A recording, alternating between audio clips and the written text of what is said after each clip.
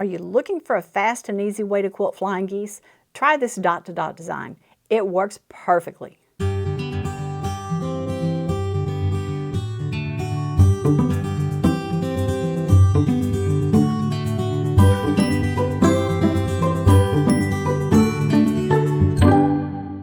guys, welcome back to Frances Quilts. Well, I know I promised you that this week we were going to be working on the borders and working to get this little charity quilt finished up, but frankly, I haven't had time to do it. I'm at the apex of my workload right now for my busy season, and I only have a couple more weeks to go. So today, through the magic of the flashback, we're going to have a look at this quilt. This is a quilt called Crumbs for the Geese, and it was one that I designed a pattern for and made a number of years ago. The thing about it is it has some really fun dot-to-dot quilting in it in the Flying Geese designs, and I can't wait to show you that. So let's just flash back and have a look. I'm going to start here. This is my Flying Geese. I will start here and come straight down for just a little bit, like that. Then I'm going to turn and come out to that corner, hitting that corner as best I can. Then I'm going to come back like this to the center, which is why I've drawn my center lines on.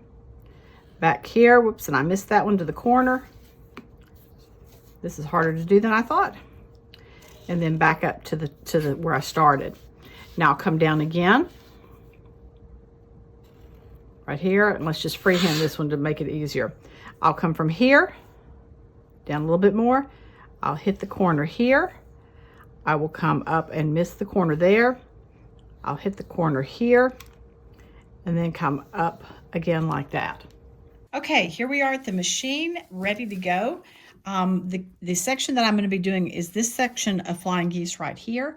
You can see I have drawn a line down the center of it. Now I could probably eyeball it, but I don't want to. I would rather have that line down there and not have to worry about it.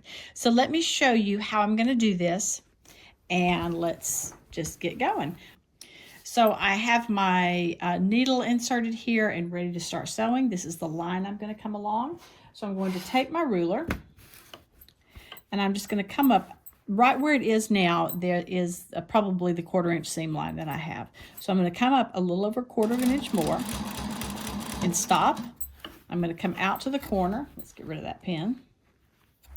I'm going to come out to the corner like this, remembering that I've got a 1/4 inch here, so I want to hit right on that edge right there. So I'm going to try to do that. Come out, hit it. Then I'm going to come back in, and I'm going to come in about a 1/4 inch from here. And what I do is I use this 1/4 inch marking right here and put it on the corner. That actually means that when my needle stops, it's going to be about a 1/2 inch in. So let's do that. Now I'm coming back over to this other corner. And then back to where I started.